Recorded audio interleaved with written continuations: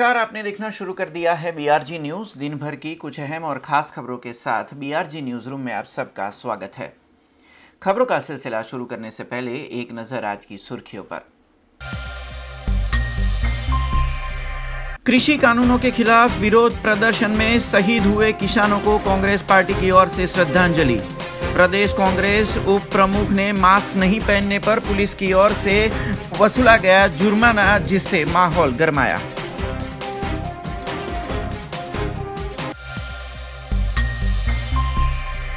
Single use plastic, प्रदूषण मुक्त वातावरण और ऑर्गेनिक खेती पे जागरूकता फैलाने 30 वर्षीय युवा की साइकिल यात्रा।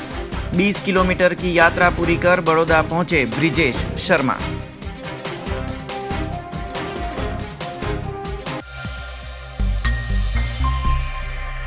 राज्य सरकार की फायर सेफ्टी और ऑडिट कमेटी का बड़ौदा की कोविड हॉस्पिटलों में चेकिंग। फायर सुरक्षा समेत के पहलुओं पर जांच, रिपोर्ट राज्य सरकार को होगी सुपुर्द।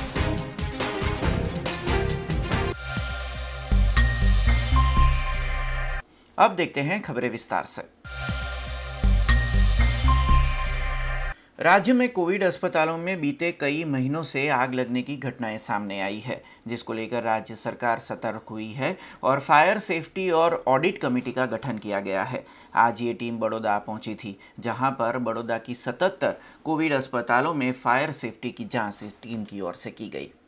राज्य में कोविड-19 अस्पतालों में आग लगने की घटनाएं बीते कई महीनों से लगातार सामने आ रही है। तब राज्य सरकार इसे लेकर हरकत में आई है और राज्य स्तरीय फायर सेफ्टी और ऑडिट कमेटी का गठन किया गया है। आज ये टीम बड़ौदा पहुंची थी, जहां उन्होंने गुजरात किडनी और मल्टी स्पेशलिटी हॉस्पिटल में चेकिंग किया था, जिसमें फायर सुरक्षा के मद्देनजर इंतजामात की जांच की गई। वहीं इलेक्ट्रिसिटी से जुड़े पहलुओं की भी चेकिंग की गई थी। राज्य सरकार की ये टीम बड़ौदा की 77 जितनी कोविड हॉस्पिटल में सर्च और चेकिंग करेगी, जिसके बाद राज्य सरकार को रिपोर्ट दिया जाएगा। वहीं कोविड हॉस्पिटल को फायर सेफ्टी समेत सुरक्षा के भिन्न पहलुओं पर सूचनाएं भी दी जा रही है। इस कमेटी में फायर, स्वास्थ्य, पुलिस और इलेक्ट्रिक विभाग के सदस्यों का समूह है। गुजरात राज्यના 4 મહાનગરોમાં બધી કોવિડ હોસ્પિટલનું ઇન્સ્પેક્શન આ કમિટી દ્વારા કરાઈ રહ્યું છે। એમાં વડોદરા આજે છે, 2 કે 3 દિવસ કે 4 દિવસ જે બી થશે, વડોદરાની બધી કોવિડ હોસ્પિટલ્સ ખાસ ચેક કરી। અત્યારે Gujarat speciality kidney speciality hospital check કરી।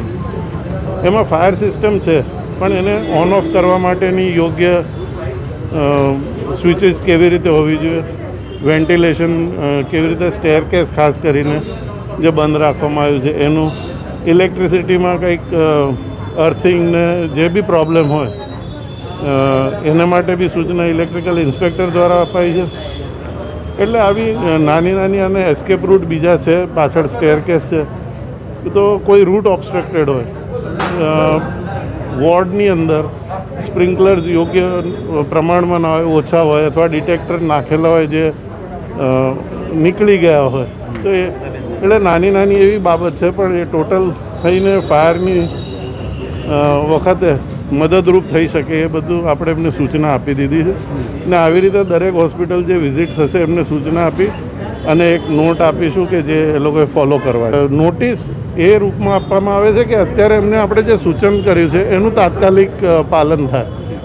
એટલે એમાં કોઈ પેનલ્ટી કે એવું અત્યારે નથી, પણ તાત્કાલિક પાલન કરવાનું રહેશે।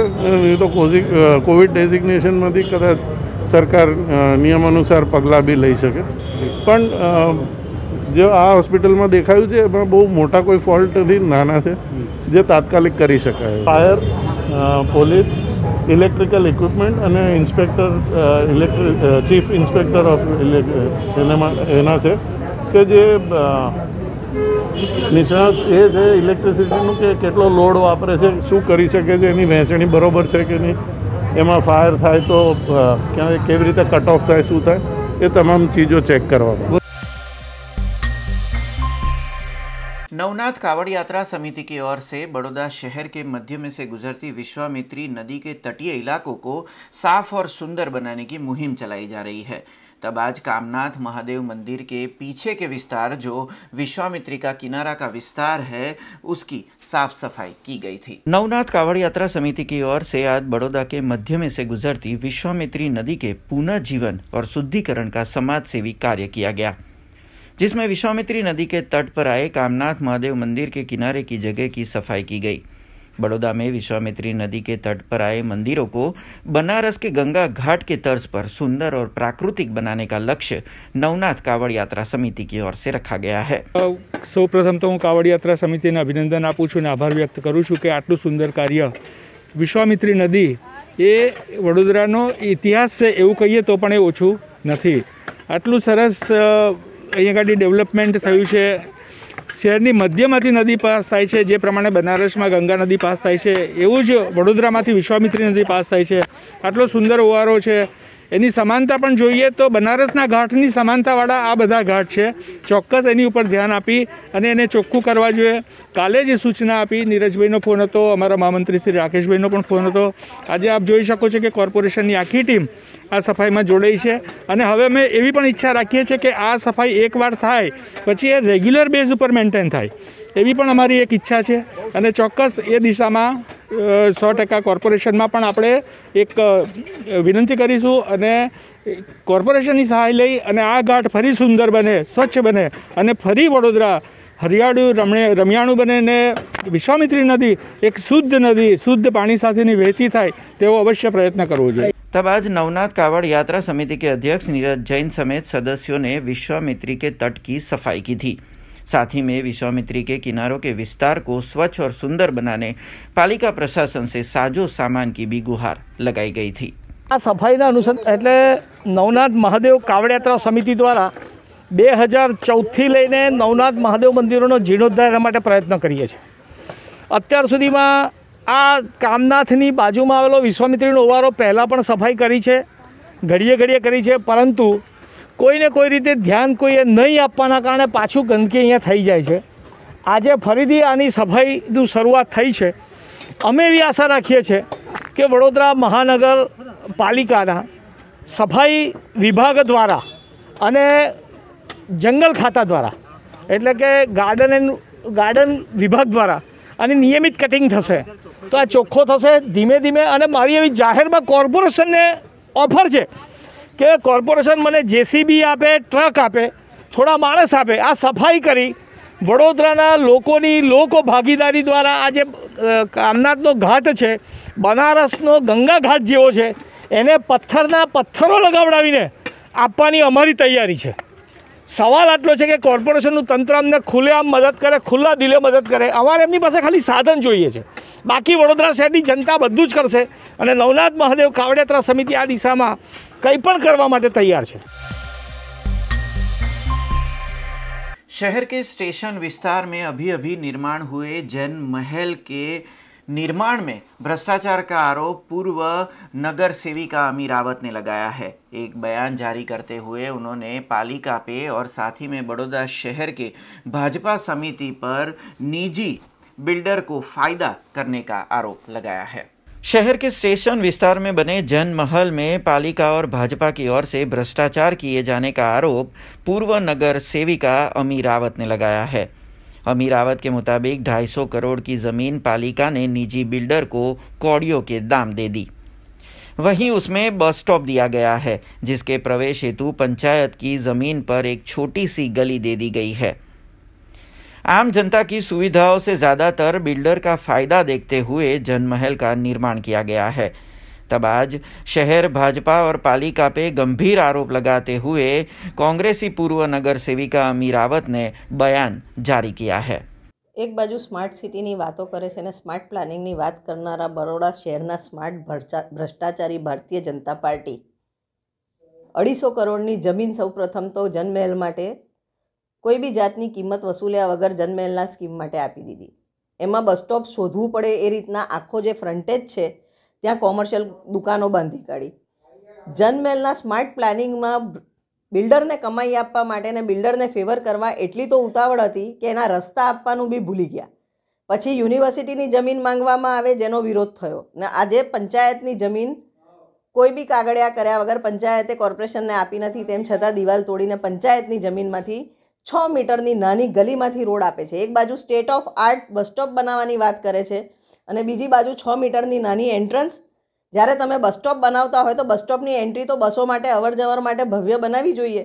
આ તો એવું થયું કે બિલ્ડરને કમાઈ આપવા એક કોમર્શિયલ કોમ્પ્લેક્સ ઊભું કર્યું અને એની અંદર પાછળથી કશે ગલીમાંથી બસો જશે એ રીતની વાત. બીજી વાત, જ્યારે સેન્ટ્રલ બસ સ્ટોપ બનેલું ટ્રાન્સક્યુબ મોલની અંદર એનો દરવાજો પાછળ, એનો જે આપણું બરોડા સિટીનું મેઇન સેન્ટ્રલ બસ સ્ટોપ છે એનો જે એન્ટ્રન્સ કે એક્ઝિટનો ગેટ છે એ જનમેલની પાછળથી હતો. એ રોડ બી બંધ કરી દીધો. આ તમામ રોડ બંધ કરી અને બિલ્ડર કમાય એ રીતના આપણા અધિકારીઓ અને ભારતીય જનતા પાર્ટીની મિલીભગતથી લઈને ભ્રષ્ટાચાર કરવામાં આવ્યો છે અને અમે આનો સખ્ત વિરોધ કરીએ છીએ કે બિલ્ડરને કમાવી આપવા માટે ઉતાવળ કરતા ભારતીય જનતા પાર્ટીના શાસકો અને અધિકારીઓ શહેરનું હિત ભૂલી ગયા છે. બરોડા શહેરને આમાં કોઈ જ ફાયદો નથી થયો. જે પાર્કિંગ આપ્યું છે એટલું પાર્કિંગ તો જે જનમેલના બિલ્ડિંગને ઓફિસો બની છે એના માટે જ પર્યાપ્ત છે, એનું અલગથી પાર્કિંગ નથી આપ્યું અને અવર જવરના રસ્તા નથી આપ્યા. લોકોને બસ સ્ટોપ ક્યાં છે શોધવા જવું પડે એ રીતની અત્યારે આ સ્કીમ બનાવવામાં આવી રહી છે. भारत के खास करके ग्राम्य विस्तारों में सिंगल यूज़ प्लास्टिक, प्रदूषण मुक्त वातावरण और ऑर्गेनिक खेती के बारे में जागरूकता फैलाने 30 वर्षीय युवा साइकिल यात्रा पे निकले हैं.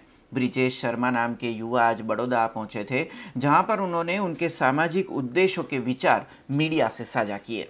ये है 30 वर्षीय ब्रिजेश शर्मा, जो 17 सितंबर 2019 से गांधीनगर से साइकिल यात्रा पर निकले हैं. सामाजिक पहलुओं की जागरूकता हेतु निकले ब्रिजेश ने अब तक राजस्थान, हरियाणा, दिल्ली और यूपी की यात्रा की है.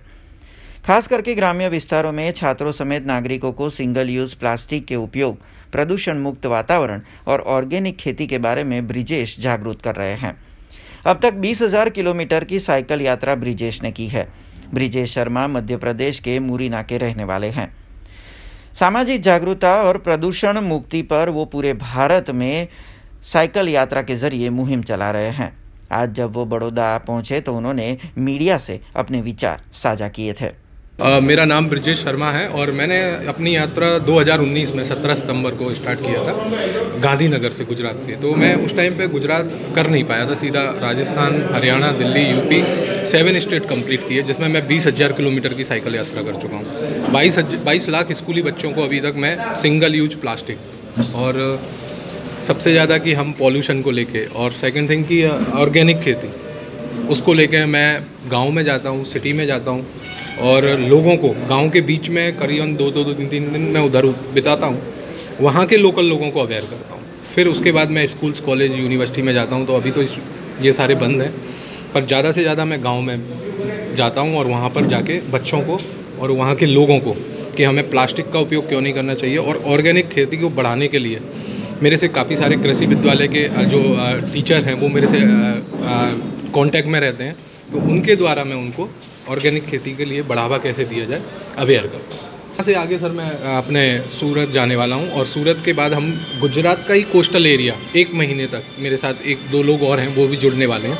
तो पूरा गुजरात का कोस्टल एरिया जो कि गाँव है उस एरिए में उन सारे गाँव में जाके उन लोगों को अवेयर करूँगा. फिर उसके बाद मैं मुंबई वापस चला जाऊँगा और वहाँ से मैं अकेला सोलो राइड साउथ की तरफ मूव कर जाऊँगा. इससे पहले मैं सर TCS में जॉब करता था गांधीनगर में और उसके बाद मैंने TCS का रिज़ाइन किया और उसके बाद मैं यूरोप चला गया. तो यूरोप में भी मैंने जो रिज़ाइन करके फिर मैं इंडिया आया 2019 में और मैं ये साइकिलिंग करके लोगों को अवेयर करने निकल पड़ा.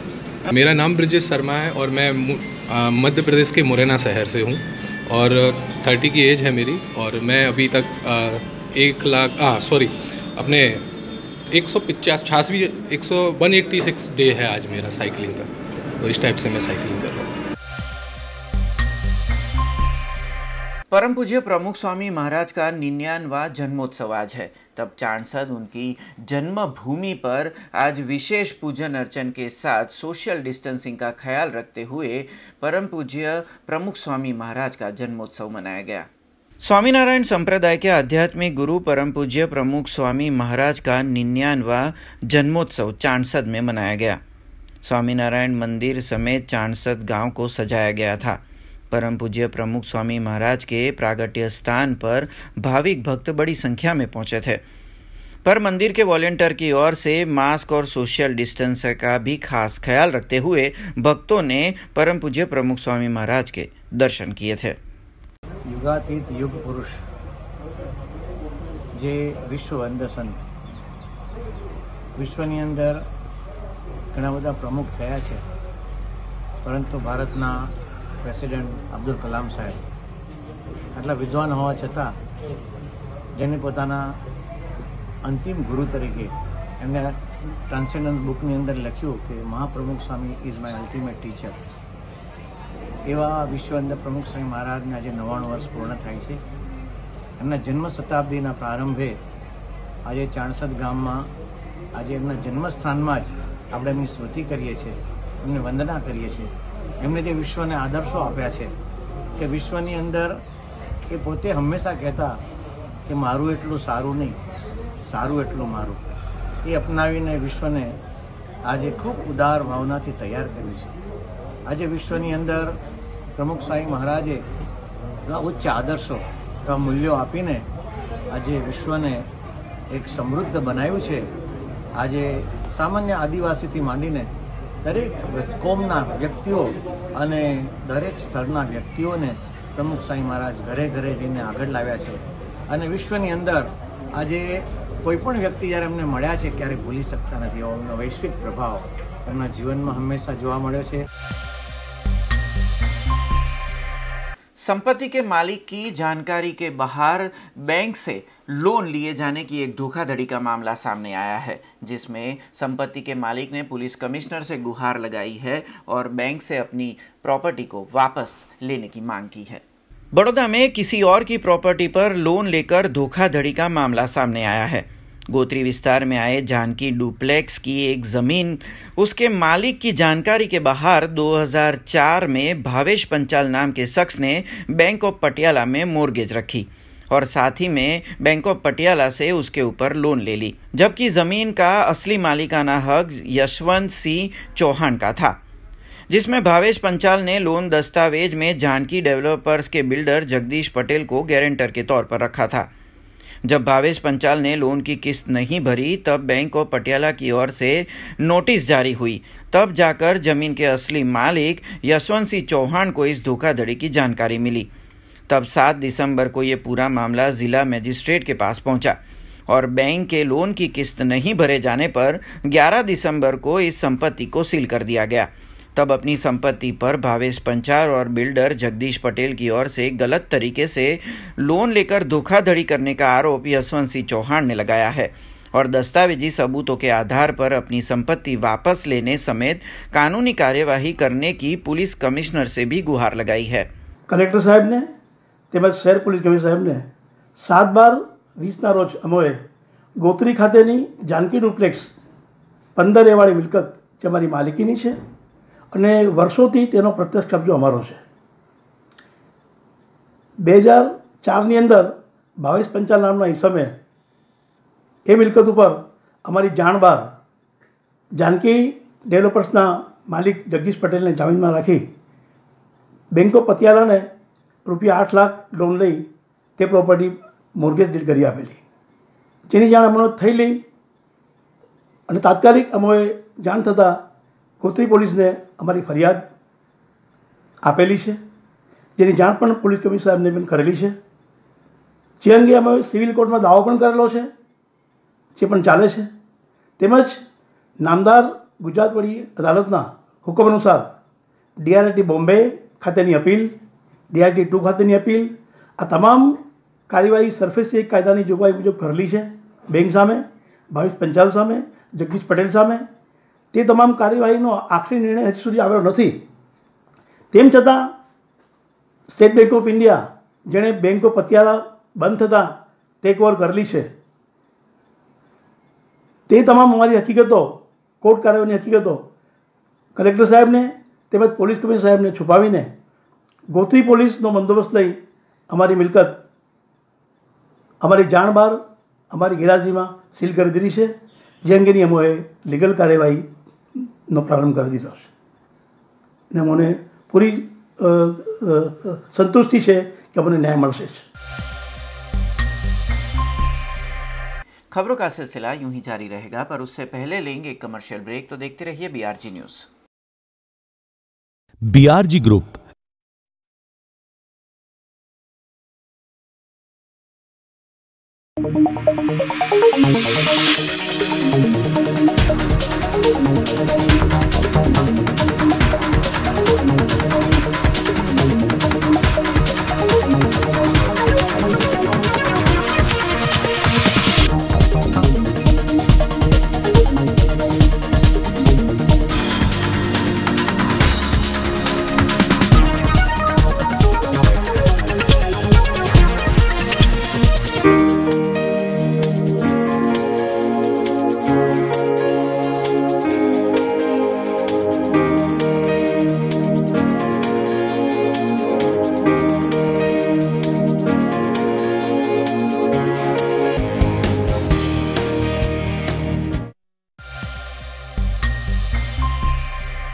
ब्रेक के बाद फिर से आप सबका स्वागत है। 2020 का साल खत्म होने को है और 31 दिसंबर बस नज़दीक है। तब गुजरात पुलिस की ओर से शराब की तस्करी पर ध्यान दिया जा रहा है। शराब की तस्करी पर मुस्तैदी दिखाई जा रही है। अंबाजी पर आए गुजरात राजस्थान बॉर्डर पर एक निजी वाहन से 194 विदेशी शराब की पेटियां बरामद की गई। बस अब चंद दिनों में साल 2020 खत्म हो जाएगा और नया साल शुरू होगा। तब 31 दिसंबर यानी कि साल के आखिरी दिन नागरिक पुराने साल को अलविदा करते हैं और नए साल का स्वागत करते हैं। तब जश्न की पार्टी में शराब की महफिलें भी सजती है, जिसे लेकर गुजरात पुलिस सतर्क है। ये तस्वीरें गुजरात राजस्थान बॉर्डर छापरी की है, जो यात्रा धाम अंबाजी के पास स्थित है, जहां पर राज्यों की सीमा पे आवाजाही करते वाहनों का चेकिंग लगातार किया जा रहा है, जिसमें एक निजी वाहन में 194 विदेशी शराब की पेटियां बरामद की गई थी। पुलिस को मिली जानकारी के मुताबिक 31 दिसंबर की पार्टी में इस्तेमाल करने गुजरात की सीमा में इस शराब के जत्थे को लाया जा रहा था, जिसे अंबाजी पुलिस की मुस्तैदी के चलते पकड़ लिया गया। જે બોર્ડર છે ગુજરાત અને રાજસ્થાનની બોર્ડર છે, બંને વાહન ચેકિંગ કરવામાં આવે છે। 30+ ડાયરી છે, તે માટે ગુજરાતમાં કોઈ અનિચ્છનીય બનાવ ના બને કાયદેસર કાર્યવાહી કરવામાં આવે છે। વાહન વ્યવસ્થિત ચેક કરવામાં આવે છે। હોમગાર્ડ તથા પોલીસ સ્ટાફ મજૂરી કરે છે અનિચ્છનીય બનાવ ના બને તે માટે, બરાબર છે। કોઈ શંકાસ્પદ વસ્તુ મળે તો કાયદેસર કેસ કરવામાં આવે છે। કાયદેસર અમે ગાડીઓ બધી વ્યવસ્થિત ચેક કરીએ છીએ। केंद्र सरकार की ओर से पारित किए गए कृषि कानूनों के खिलाफ किसान लगातार विरोध प्रदर्शन कर रहे हैं, जिसे कांग्रेस पार्टी समर्थन दे रही है। आज बड़ौदा जिला कांग्रेस मुख्यालय पर कृषि कानूनों के खिलाफ जो आंदोलन चल रहा है, उसमें एक तरह से शहीद हुए 30 किसानों को श्रद्धांजलि दी गई थी। कृषि कानूनों के खिलाफ किसानों के विरोध प्रदर्शन में कांग्रेस पार्टी उन्हें समर्थन दे रही है। तब आज बड़ौदा कांग्रेस जिला मुख्यालय पर 27 दिनों के कृषि कानूनों के विरोध में जिन किसानों ने अपनी जान गंवाई है, उन्हें श्रद्धांजलि दी गई थी। एक जानकारी के मुताबिक दिल्ली बॉर्डर पर जमे किसानों की ओर से भूख हड़ताल समेत उपवास आंदोलन के दौरान 30 जितने किसान शहीद हुए हैं।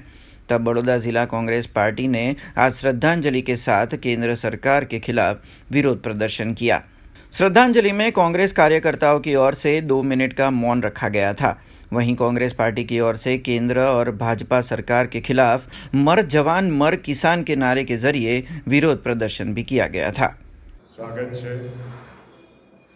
आप सब जानो छो कि आजनी पत्रकार परिषद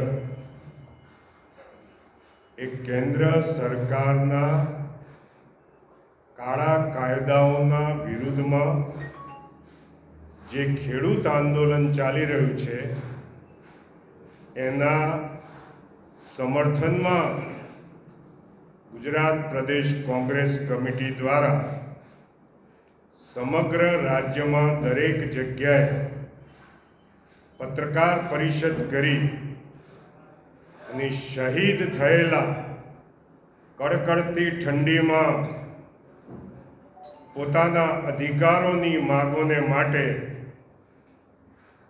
દિલ્હીના ખુલ્લા રસ્તાઓ પર સંઘર્ષ કરતા કિસાનોમાંથી લગભગ 30 જેટલા કિસાનો શહીદ થયા છે એ સૌને આપણે શ્રદ્ધાંજલિ આપીએ છીએ। આપ સૌ જાણો છો કે ફરીથી દેશ ગુલામી તરફ જઈ રહ્યો છે। ગોરા અંગ્રેજોના બદલે કાળા અંગ્રેજો અત્યારે શાસન કરે છે। એવું કહી શકાય કે પહેલા કોઈ મોટો ઉદ્યોગપતિ હતો એ પોતાનું કામ કરવા માટે પીએ રાખતા હતા। એમની નવી પેઢી એમનાથી હોશિયાર નીકળી અને અત્યારના ઉદ્યોગપતિઓના નબીરાઓ એ પીએમ રાખતા થયા છે કે એપીએમસી કાયદાની અંદર નાના નાના વેપારીઓને એમનો ધંધો મળી રહે, પરંતુ આ નાના વેપારીઓને વચેટિયાનું એક નામ આપી અને માત્ર 2-3 મોટી કંપનીઓના હવાલે સમગ્ર ખેડૂતોને ગુલામ બનાવવાની માનસિકતા આ સરકારે બનાવી છે। કોંગ્રેસ પક્ષ એ જય જવાન જય કિસાનમાં માનનારો પક્ષ છે। આ સરકાર મર જવાન મર કિસાન એ પ્રમાણે જે એમની માનસિકતા છે, આ માનસિકતાની સામે આ ગોરા અંગ્રેજોને કાઢવામાં કોંગ્રેસ પક્ષે સંઘર્ષ કર્યો। ફરીથી આ કાળા અંગ્રેજોના રાજને કાઢી બંધારણ અનુસાર for the people, by the people અને ઓફ ધ પીપલના પરંપરા મુજબ આ કોંગ્રેસ પક્ષ આજની આ પ્રેસ કોન્ફરન્સ બોલાવી છે।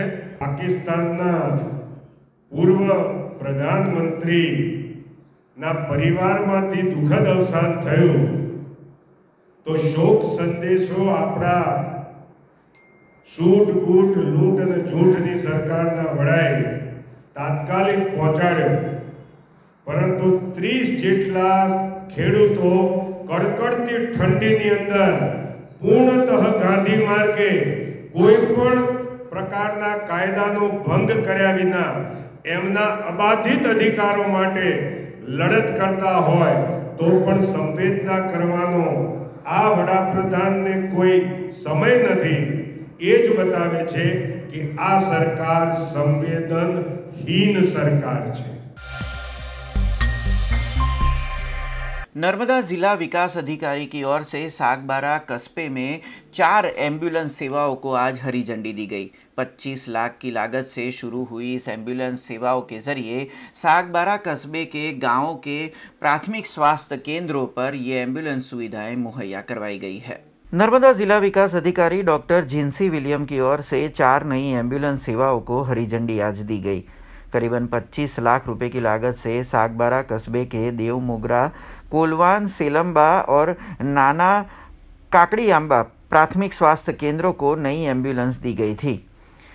साल 19-20 के विकासलक्षी कामों के अंदर इन एम्बुलेंस सेवाओं को शुरू किया गया।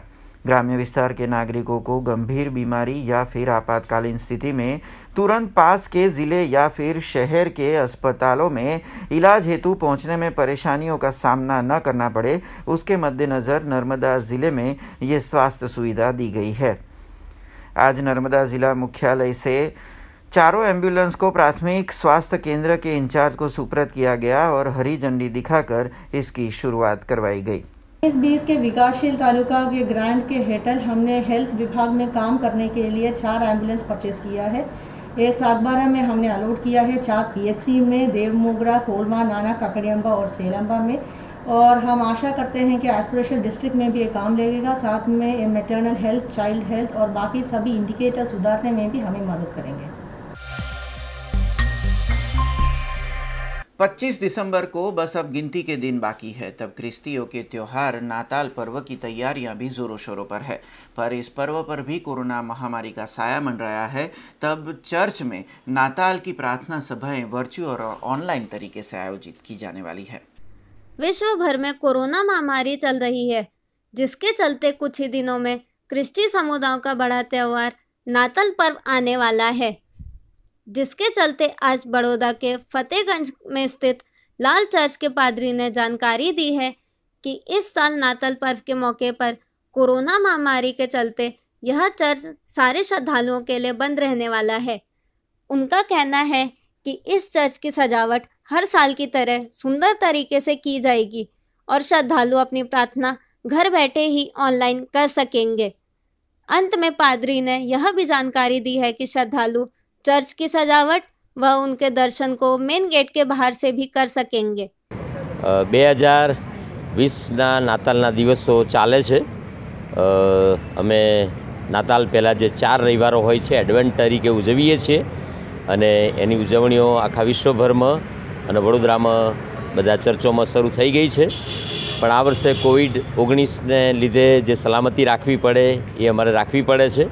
मार्च महीनाथी ज्यारथी आ बधुं शरू थयुं लॉकडाउन वगैरह त्यारथी अमारा चर्चिस बंध ज छे अने अमारी भजन सेवाओं प्रार्थना संगतो बधुं ऑनलाइन चाले छे। लोकोने अमे ऑनलाइन सूचनाओं आपीए छे, संदेशा आपीए छे, भजन गाईए छे। ए लोको पोताना कुटुंबोमां बेसीने भाग ले छे। हवे नाताले पण आवी ज परिस्थिति छे। अमे डेकोरेशन तो चर्चने करी रह्या छीए कि जेथी सारूं लागे, लोकोने आनंद थाय, बहारथी जोईने पण लोको दर्शन करे, मुलाकात करे अने जाय। पण आ वर्षे चर्च बंध छे अने भजन सेवाओं प्रार्थना संगतो चर्चमां थशे नहीं। लोको पोताना घरे ज रहीने उजवणी करशे, घरे ज गीतो गाशे, घरे ज प्रार्थना करशे अने तेथी अमे ऑनलाइन सूचनाओं आपीशुं ए प्रमाणे बधी उजवणीओ थशे अने तेथी अमारा चर्चना दरवाजा बंध रहेशे। चर्चमां कोई आवी शकशे नहीं। बधी संगतों मुलाकातों जे हजारों लोग दर वर्षे आवता था, मुलाकात लेता था, दर्शन करता था, ये बधुं बंद राखवामां आव्युं छे।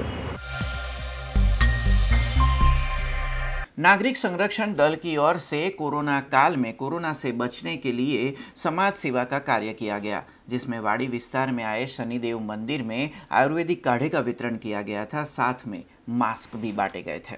आज नागरिक संरक्षण दल की ओर से वाड़ी विस्तार में आए शनिदेव मंदिर के पास कोरोना महामारी के चलते वहां रहने वाले लोगों की रोग प्रतिरोधक शक्ति को बढ़ावा देने व उसका ध्यान रखने के लिए आयुर्वेदिक काढ़ा सबको दिया जा रहा है और उसके साथ सारे लोगों को फ्री मास्क का वितरण भी किया जा रहा है।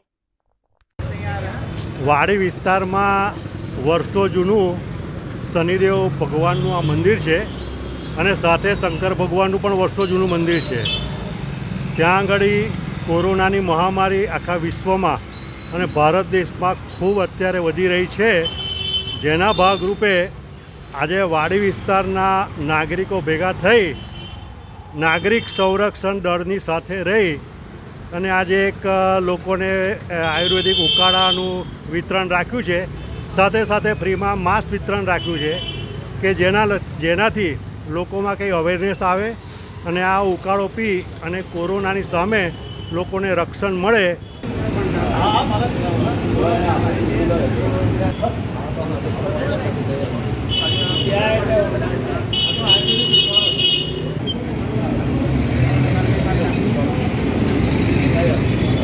जे शनिदेवना सानिध्यमां नागरिक संरक्षण दળના તમામ સક્રિય સભ્યોએ આજે અહીં આગળ માસ્ક અને ઉકાળા વિતરણનું જે આયોજન કરેલું છે એનાથી કોરોનાને હરાવવાનો એક વેગ મળેલો છે। આ ઉમદા કાર્ય સંજયભાઈએ એમના તમામ સક્રિય સભ્યો સાથે શનિદેવ મહારાજના સાનિધ્યમાં જે કરેલ છે એનાથી વાડીના તમામ નાગરિકોને એક એમના પ્રત્યે એક અલગ માન ઉપજ્યું છે। શનિદેવના સાનિધ્યમાં હોવાથી એક ઓર ધાર્મિક લાગણી છે। ભગવાનને આપણે એક જ પ્રાર્થના કરીએ છીએ કે આવા જ સક્રિય સભ્યો जो समग्र भारत में उद्भवे तो संभवित है कि कोरोना नो अमे सहलाईथी हरावी शकीए। बड़ौदा महानगर पालिका की अतिक्रमण विभाग की टीम ने आज वारसिया विस्तार में अवैध अतिक्रमण तोड़े थे। करीबन 5 जितने यूनिट जिसमें शेड और अवैध तरीके से की गई फेंसिंग को आज तोड़ा गया। शहर के वारसिया विस्तार में आया हुआ लक्ष्मी पार्क सोसाइटी में आज अतिक्रमण विभाग की ओर से अवैध अतिक्रमणों को हटाया गया। इस कार्य से पहले पालिका ने नोटिस भी जारी किया था कि उन अवैध कच्चे व पक्के मकानों को वहां से हटाया जाए, लेकिन वह नहीं हटाए गए, जिसके चलते आज अतिक्रमण विभाग ने उन अवैध अतिक्रमणों को दूर किया।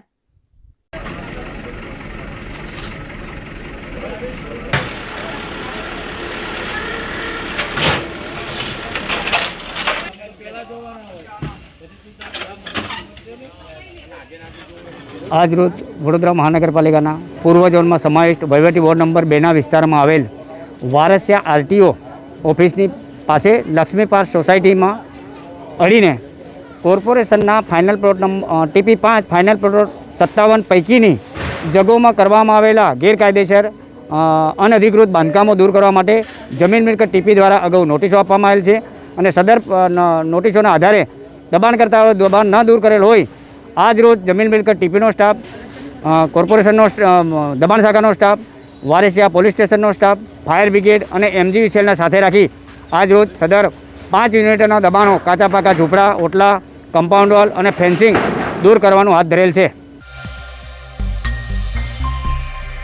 गुजरात प्रदेश कांग्रेस उप प्रमुख डॉक्टर जीतू पटेल के पास से पुलिस विभाग की ओर से मास्क नहीं पहनने पर जुर्माना वसूला गया, जिसके बाद कांग्रेस पार्टी ने इसे एक मुद्दा बना दिया और कहा कि मास्क नहीं पहनने पर जुर्माने की रकम को कम किया जाना चाहिए। भाजपा सरकार जुर्माने के नाम पर लूट करती होने का आरोप कांग्रेस पार्टी की ओर से लगाया गया। बड़ौदा शहर में आज कांग्रेस की ओर से पत्रकार परिषद रखा गया था। इस परिषद में प्रदेश के कांग्रेस के उप प्रमुख डॉक्टर जीतू भाई पटेल अहमदाबाद से बड़ौदा पत्रकारों को संबोधित करने आ रहे थे। उसी वक्त शहर के देना चौराहे के पास पुलिस ने उन्हें रोका और मास्क न पहनने की वजह से 1000 रुपयों का जुर्माना भी लिया, जिसके चलते यह पूरा मामला एक विवाद का रूप ले लिया था। उसी के चलते डॉक्टर जीतू भाई पटेल ने भाजपा सरकार को मास्क न पहनने वाले जुर्माने को लेकर आवाज़ उठाई है। कहा जितना हो सके इस जुर्माने को कम किया जाए और उसी इकट्ठा हुए जुर्माने से जनता को मास्क भी दिया जाए। वडोदरा प्रवेश कर्यो एटले पत्रकार परिषद में मोडू न थाय एटले गाड़ी धीमी पाड़ी मास्क नीचे करीने पाणी पीतो तो एक पुलिस स्टेशन पुलिस वाळे कीधुं के तमे बाजुमां आई जाओ। गाड़ी बाजुमां ऊभी राखी। मैं कीधुं के आ मास्क तो छे એટલે કે ના નાક નીચે હતો એટલે તમારે 1000 રૂપિયા દંડ કરવો પડશે।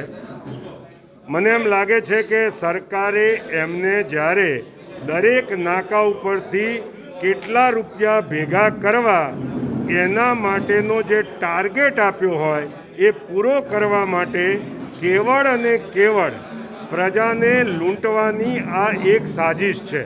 હું તો ઓર્થોપેડિક સર્જન છું। ટીવીમાં જઈ અને દરરોજ લોકોને કહું છું માસ્ક પહેરો। મારી ગાડીમાં N95 માસ્ક રાખતો હોઉં અને હું કાયદાનો ભંગ કરું છું એવું પોલીસવાળા કહે તો એ ગેરવ્યાજબી છે। છતાં પણ નાના માણસ જોડે કોઈ જીભાજોડી કર્યા વિના એક જવાબદાર ડૉક્ટર તરીકે અને એક જવાબદાર કોંગ્રેસના હોદ્દેદાર તરીકે મેં 1000 રૂપિયા ભરી દીધા। પરંતુ એમ માનું છું કે આવા લૂંટ ચલાવી અને પ્રજાની મહેનતની કમાણી લઈ લેવાના બદલે 50 રૂપિયાનો દંડ કરી અને 5 માસ્ક આપશો ને તો 10 દિવસમાં આખા ગુજરાતમાં લોકો મફતમાં માસ્ક પહેરતા થશે। પરંતુ આ સરકારનો ઈરાદો માસ્ક પહેરાવાનો નહીં, પ્રજાની લૂંટ ચલાવવાનો છે અને એનો સખત શબ્દોમાં હું વિરોધ કરું છું। खबरों का सिलसिला खत्म करने से पहले एक नजर आज की खास खबरों पे। कृषि कानूनों के खिलाफ विरोध प्रदर्शन में शहीद हुए किसानों को कांग्रेस पार्टी की ओर से श्रद्धांजलि। प्रदेश कांग्रेस उप प्रमुख ने मास्क नहीं पहनने पर पुलिस की ओर से वसूला गया जुर्माना, जिससे माहौल गरमाया।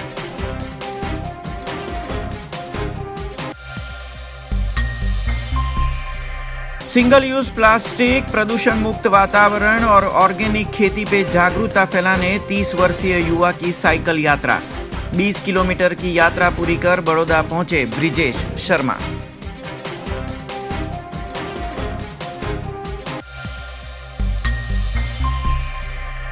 राज्य सरकार की फायर सेफ्टी और ऑडिट कमेटी का बड़ौदा की कोविड हॉस्पिटलों में चेकिंग, फायर सुरक्षा समेत के पहलुओं पर जांच, रिपोर्ट राज्य सरकार को होगी सुपुर्द।